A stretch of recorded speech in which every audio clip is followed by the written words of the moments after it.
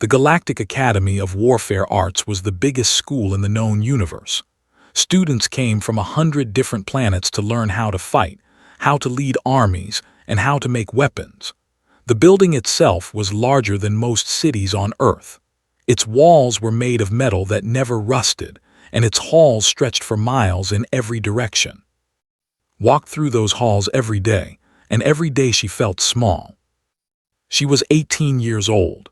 She had black hair that she kept tied back, and hands that were rough from years of helping her grandmother in the pottery shop back home. She was also the only human in the entire academy. Earth had only met alien life 18 years ago, the same year was born.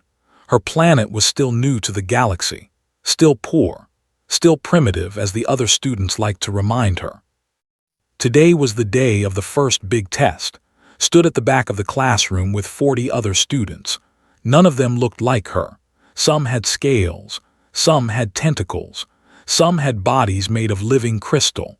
All of them came from worlds that had been traveling through space for thousands of years. The teacher was named. He was which meant he had 4 arms and skin like a snake. He stood at the front of the room and looked at them all with eyes that showed no warmth. "Your first real test," said. His voice came through a translator that hung around his neck. "You will make a blade, a weapon. You have 3 days." The students began to whisper with excitement, stayed quiet. "The academy will give you everything you need," continued. "We have plasma forges that can melt any metal. We have machines that can bond atoms together. We have chambers where crystals grow into any shape you want. Use whatever you like. Make something that can kill." A student named Doha made a clicking sound with his mouth. He was which meant he looked like a giant insect with armor on his body. His people had been making swords from star metal for 10,000 years. He was already walking toward the door, eager to begin. Another student, a female named, had a body made of tentacles that glowed with soft light. Her people grew weapons from living minerals deep under their ocean. She floated toward the crystal chambers without even looking back. One by one, the students left to begin their work. They all knew exactly what to do. They all had traditions and techniques passed down from their ancestors. "Did not move." "Human," said. His 4 eyes looked at her with something close to pity. "Do you understand what you must do?" "Yes, teacher." "Do you understand that your species has no history of making weapons, no knowledge of metal work, no inherited skill?" The room was almost empty now. Only a few students remained, and they were watching with amused expressions. Doha had stopped at the door to listen. "I understand," said. Blinked slowly. "Then I suggest you begin. 3 days is not a long time." Nodded and walked out of the classroom. But she did not go toward the plasma forges. She did not go toward the molecular machines or the crystal chambers. Instead, she walked in the opposite direction, toward the maintenance area where the cleaning robots were stored. She found an empty corner behind some old crates. She sat down on the floor, crossed her legs, and reached into her pocket. She pulled out a piece of bone. It was small, only about the length of her hand. It was old and yellow, with tiny cracks running through its surface. It had once been part of a human leg. It had once belonged to her grandmother. Was her name. She had been a potter in a small town called. For 87 years she had made beautiful things with her hands. Cups and bowls and vases, all shaped from clay and fire. When she got sick, when the doctors said she would not survive, she had asked to be burned after death. All except for one small piece. She had pressed the bone into his hand on the last night of her life. Her fingers had been weak, but her eyes had been bright. "Take me with you," she had whispered. "Take me to the stars, show them what we are." Had smuggled the bone through customs. She had hidden it in a hollowed-out computer pad. She had carried it across 4 star systems and through 17 security checkpoints. She had broken at least a dozen laws to bring it here. Now she held it in her hands and remembered her grandmother's face. She pulled out a small knife from her boot. It was a simple tool, Nothing special, just sharp metal with a handle. She had bought it at a market on the space station where she caught her connecting flight. She pressed the blade against the bone and began to carve. The other students would use plasma forges. They would use molecular bonders. They would use machines that could shape matter at the atomic level. They would make blades that could cut through starship armor. Had a piece of her dead grandmother and a cheap knife. She carved slowly, carefully. The bone was old and dry, but it was strong. It had carried her grandmother through her whole life. It had walked her to school when she was young. It had held her up at her wedding. It had knelt beside her daughter's bed when mother was born. It had danced at celebrations and stood firm through hard times. 87 years of life, 87 years of strength, all of it stored in this small piece of calcium and memory. Worked through the night. She did not sleep. She did not eat. She just carved, letting her hands find the shape hidden inside the bone. Her grandmother had always said that every piece of clay already knew what it wanted to be. The potter's job was just to help it get there. Maybe bones were the same way. Maybe this bone already knew it was a blade. Just had to help it remember. By the second day, everyone in the academy knew what the human girl was doing. The dining hall was a massive room with tables that floated in the air and food dispensers that could create meals for 1,000 different species. Sat alone at a small table in the corner, eating the paste that was the only thing her human body could digest. The paste tasted like nothing. She had gotten used to it. Doha stood at a table nearby, surrounded by other students. He was talking loudly, making sure everyone could hear. I watched her for 2 hours, he said, his mandibles clicking with laughter. She is just sitting there scraping at a piece of bone with a metal stick, like an animal, like something that crawled out of a cave. The students around him laughed. The sound was strange, a mix of clicking and hissing and bubbling from all their different mouths. I heard humans used to live in trees, said, her tentacles changing colors to show her amusement. Maybe she is trying to remember her roots. More laughter. Kept eating her paste. She did not look up. Her planet has only been in space for 18 years, another student said. They still burn dead plants to make energy. They still kill animals for food. They are barely civilized. And they let one into the academy, Doha said. It is an insult to the rest of us. She should be sent home. Finished her paste and stood up. She walked out of the dining hall without saying a word. Behind her, the laughter continued. She went back to her corner in the maintenance area and sat down with her bone and her knife. Her hands were sore from carving. Her eyes were tired from lack of sleep. But she did not stop. She could not stop. The bone was taking shape now. It was longer than before, curved like a claw, with a point at one end that was already sharp. She had wrapped leather around the other end to make a handle. The surface was covered in tiny patterns that she had carved into the calcium, swirling lines that looked like water flowing over rocks. She heard footsteps and looked up. A student was walking toward her. He was which meant his body was made of living crystal. His name was, unlike the others, he had never laughed at her. They were pacifists. They came to the academy only to watch and learn, never to fight. "May I sit?" he asked. His voice sounded like glass wind chimes. Nodded. Lowered himself to the floor across from her.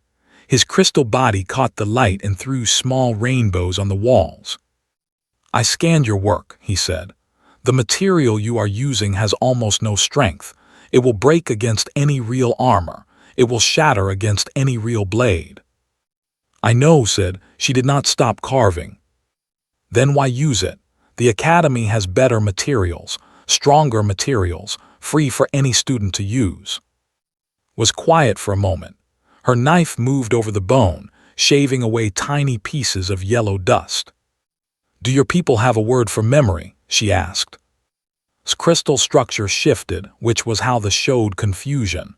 "We have many words for memory, 23 to be exact. Which type do you mean?" The type where something holds the past inside it, where an object remembers what happened to it. We call that resonance, said. All matter holds some echo of its history, but that is just physics. It has nothing to do with weapons. Held up the bone. The light passed through parts of it, showing the tiny patterns inside. This was my grandmother, she said. She was a potter. She made beautiful things with her hands for 87 years, and now she is going to make one more thing. Was quiet. She carried this bone her whole life, continued. It walked her to school when she was 7 years old. It helped her run from soldiers during the war. It held her up when she married my grandfather.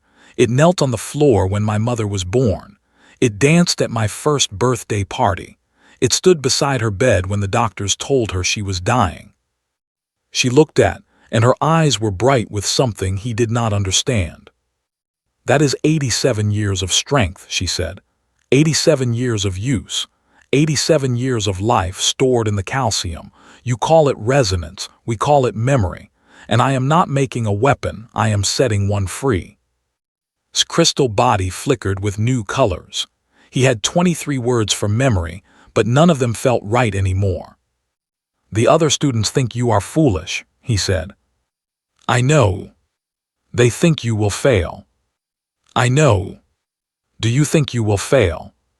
Smiled, but it was a tired smile, a sad smile, the smile of someone who had been alone for a very long time.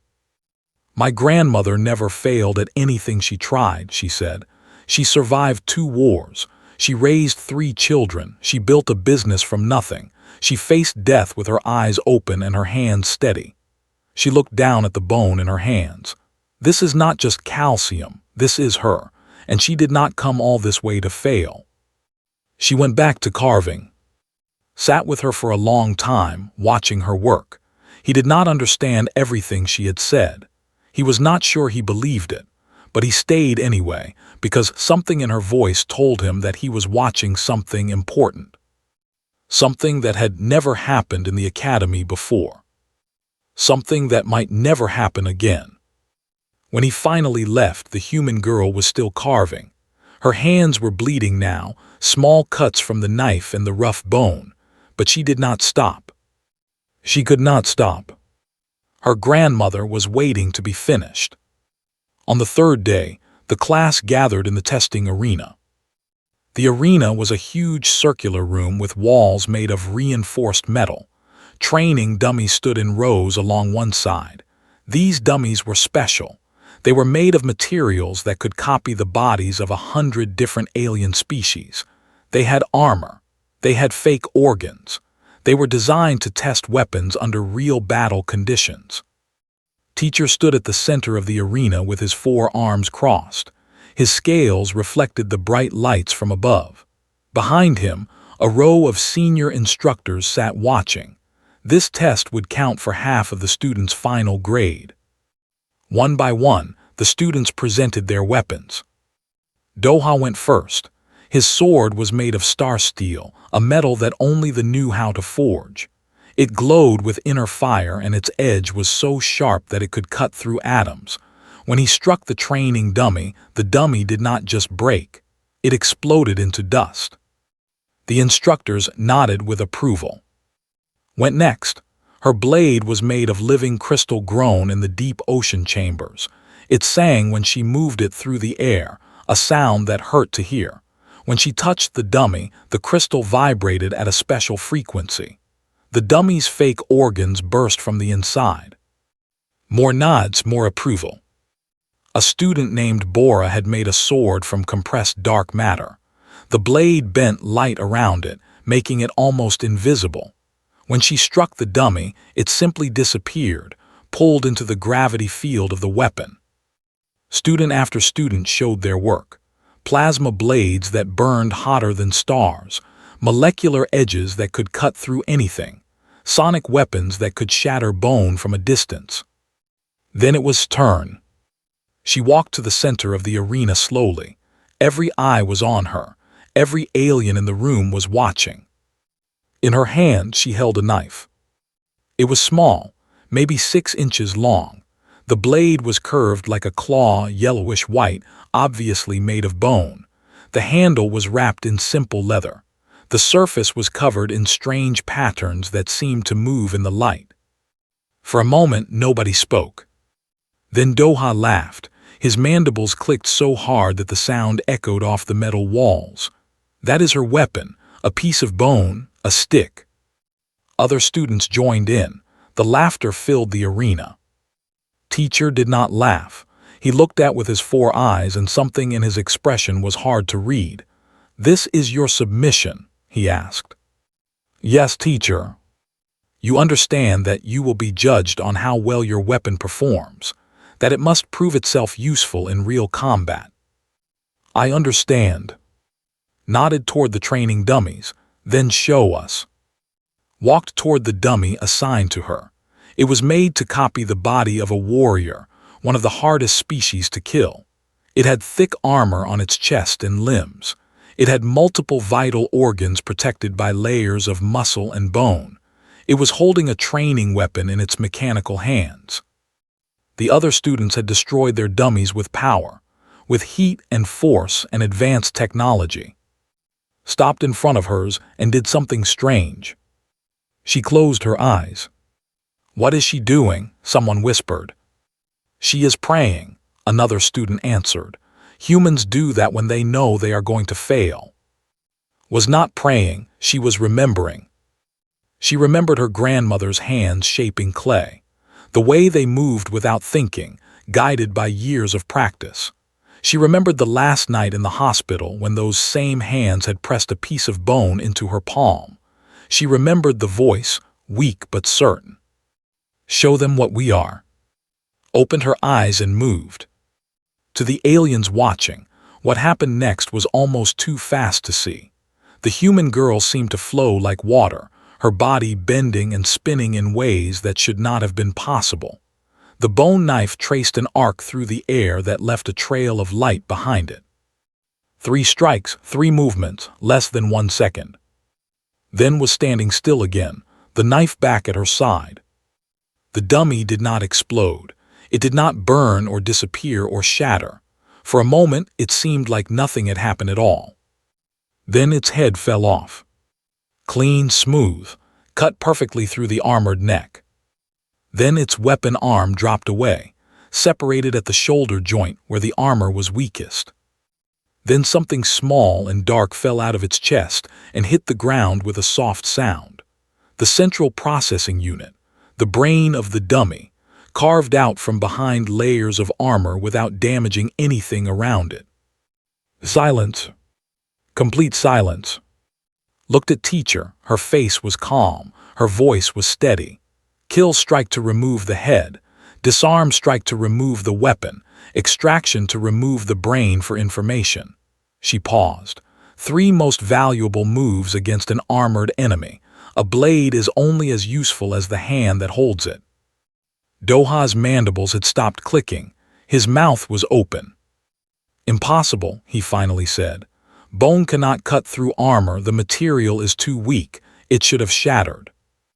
"It did not shatter," said, "because it was not meant to shatter." Stepped forward from the crowd.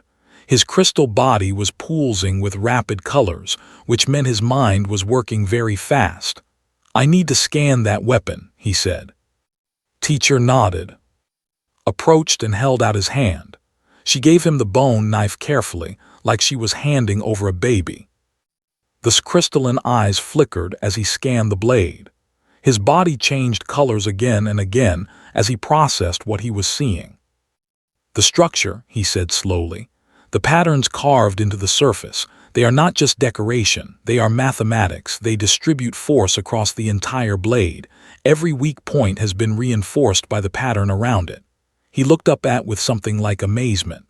"You carved fractals into the bone, load-bearing fractals. The blade is stronger because of the cuts, not weaker." Took the knife back. "My grandmother was a potter," she said. "She understood that the shape of a thing is what gives it strength. A thin cup is stronger than a thick one if the shape is right." She looked around the arena at all the students who had laughed at her. at their plasma forges and crystal chambers and molecular bonders. "You asked what humans bring to this academy," she said. "This is what we bring. 10,000 years of making strong things from weak materials. 10,000 years of using our hands and our minds instead of machines." She held up the bone knife. "And memory. We bring the memory of everyone who came before us, stored in our blood and our bones." She turned and walked out of the arena. Behind her, no one laughed. The test results did not come for 7 more days. During that time, everything changed for her. Before, she had been invisible, just another student walking through the halls ignored by everyone. Now she was watched. Everywhere she went, eyes followed her. Alien students stopped talking when she passed. Some looked at her with curiosity. Some looked at her with new respect. Others, like Doha, looked at her with hatred. "It was a trick," Doha told anyone who would listen. "The humans must have hidden technology in that bone. Secret machines too small to see. There is no other way." But had scanned the knife 17 times. The answer was always the same. "It is just bone," he reported to the Academy Council. "Calcium and collagen, the same material that makes up the skeleton of every human. No technology, no hidden machines. The strength comes entirely from the carving patterns." "That makes no sense," one of the council members said. "Our computers cannot even understand the mathematics she used." "Because it is not mathematics in the way we know it," said. "It is something else. Something her species developed over thousands of years of working with their hands. Their brains process structural physics differently than ours. They can feel where a material is weak. They can sense where it needs support." "Instinct," another council member said.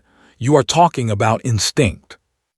"I am talking about 10,000 years of practice," corrected, "stored in their muscles and their nerves, passed down from parent to child. They do not need computers to calculate stress points because their bodies already know." Word spread beyond the academy. Scientists from other planets sent messages asking to study the bone knife.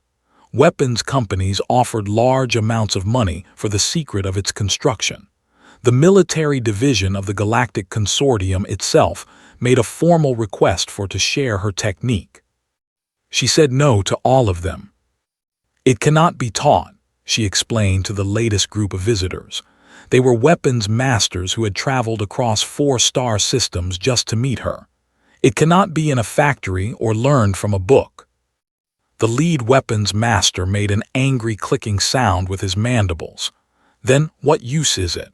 What good is a weapon that only one person can make?" Looked at him calmly. "What good is a song that only one person can sing? What good is a painting that only one artist can paint?" She shook her head. "Not everything valuable can be produced in large numbers. Some things are valuable because they are rare." "That is not practical," the weapons master said. "No," agreed. "It is personal. There is a difference." The delegation left angry and confused. They were used to understanding things. They were used to breaking problems into pieces and solving them with logic. The human girl and her bone knife did not fit into any category they knew. On the 7th day, the test results were finally posted. Students gathered around the display screens, pushing and shoving to see their scores. Stood at the back, not pushing, not shoving. She had stopped caring about grades a long time ago. She had come to the academy to learn, not to compete. But then found her. "You need to see this," he said. His crystal body was pulsing with colors she had never seen before. Colors that meant excitement. Colors that meant disbelief. Followed him to the display screen. At the top of the list, above Doha and in all the others with their plasma forges and crystal chambers, was her name. YUNA Earth score, unprecedented. She stared at the screen. "What does that mean, unprecedented?" "It means they had to create a new category for you," said. "The normal scoring system goes up to 100. You broke it." Read the details below her score. She had received points for craftsmanship, which was expected. She had received points for combat effectiveness, which she had demonstrated in the arena. But there was a third category that she had never seen before. Innovation Maximum Score. The Academy rules have a special provision, explained, for techniques that no species has ever seen before, approaches to warfare that are completely new. That provision has existed for 3,000 years. You are the first student to ever qualify for it. Did not know what to say. She looked at the screen, at her name at the top of the list, and she felt something strange in her chest. Pride not for herself, for her grandmother. Doha pushed through the crowd and stopped in front of her. His mandibles were pulled back tight against his face, which was the expression for rage. "This is wrong," he said. "You cheated. Your species cheated. There will be an investigation." There already was an investigation, said. 17 scans of the weapon, full review by the Academy Council. The results are final. Doha moved closer too. He was much bigger than her. His armored body blocked out the light. "This is not over, human. Your people do not belong here. You do not belong here. Sooner or later, everyone will see that." Looked up at him. She was not afraid. She had faced worse things than angry insects. "My grandmother was 5 feet tall," she said quietly. "She weighed 90 pounds at the end of her life. She survived 2 wars. She raised 3 children. She built a business from nothing. And she died with her eyes open, telling me to show the galaxy what humans are." She reached into her pocket and pulled out the bone knife. The yellow blade caught the light. "You want to know if I belong here?" she asked. "Ask her." For a long moment, Doha stared at the knife, at the swirling patterns carved into its surface, at the 87 years of life stored in its calcium structure. Then he turned and walked away without another word. Put the knife back in her pocket. Her hands were shaking, but not from fear. From relief. She had done what her grandmother asked. She had shown them what humans were. Now she just had to figure out what came next. 20 years passed. Was no longer a student. She was no longer young. Her black hair had streaks of now and lines had formed around her eyes from years of hard work. But her hands were still steady. Her eyes were still sharp. And in her pocket she still carried the bone knife. She stood in the great chamber of the Galactic Consortium, surrounded by leaders from 100 different worlds. They sat in floating chairs arranged in a giant circle, looking down at her from all directions. This was the most powerful room in the known universe.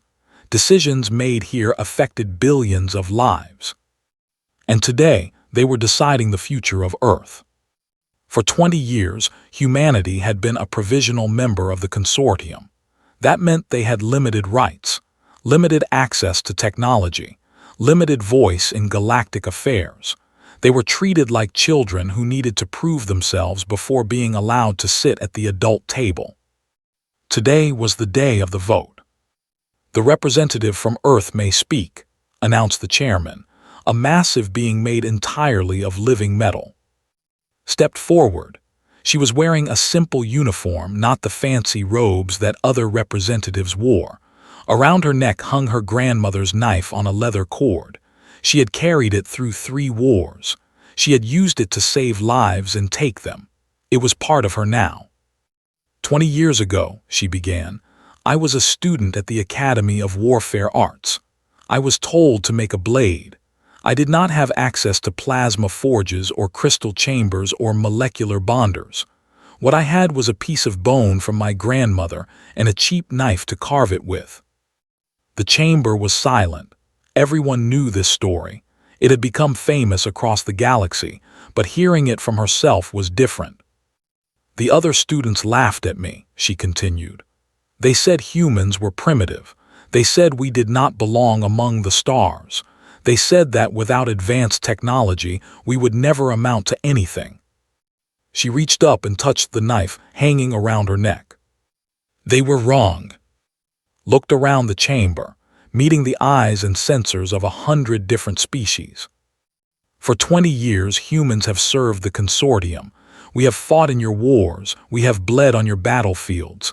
We have learned your ways and adapted to your customs. We have done everything you asked of us." She paused. "But we have also taught you something, something you had forgotten." She unhooked the knife from around her neck and held it up for everyone to see.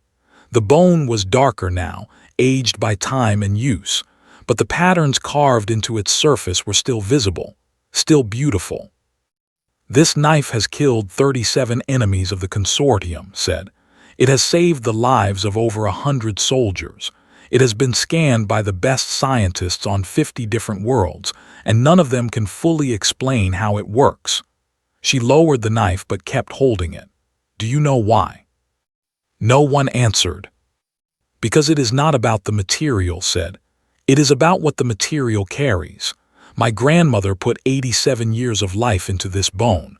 I put 3 days of carving and a lifetime of love. Every time I use it, I add more memory, more purpose, more strength." She walked in a slow circle, making sure everyone could see her. "Humans do not have plasma forges.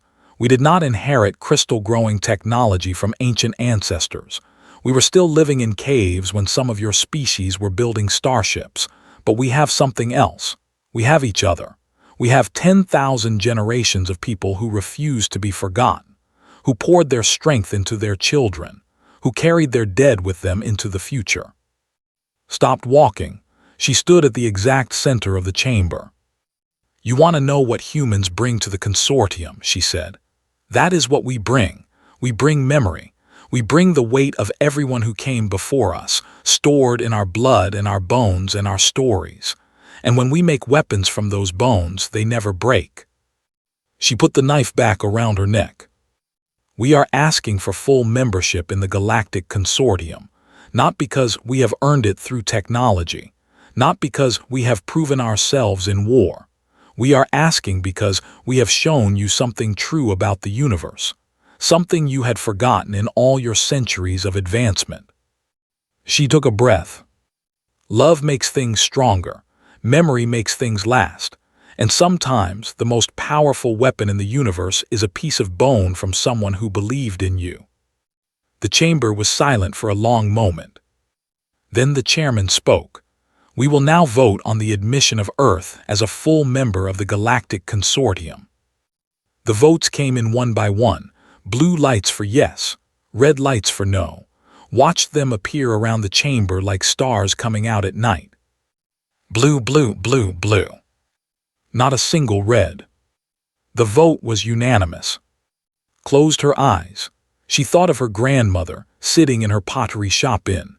She thought of the last night in the hospital, when a dying woman had pressed a piece of bone into her hand and told her to show the stars what humans were.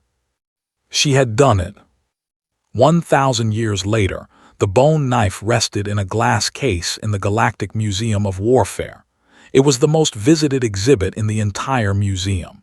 Beings from every corner of the known universe came to see it, to study the patterns carved into its surface, to wonder at the simple tool that had changed the history of a species. The sign beneath it read, "The first human Ed," carved by of earth from the bone of her grandmother, showing that love, properly shaped, is the strongest material in the universe. And if you looked very closely at the knife, if you had the right kind of eyes, you could almost see them. The potter, whose hands had shaped beauty for 87 years. The girl who had turned that beauty into strength. And all the humans who came after, adding their own memory to the bone, making it stronger with each generation. Watching, remembering, carrying forward. The way humans always had. The way humans always would.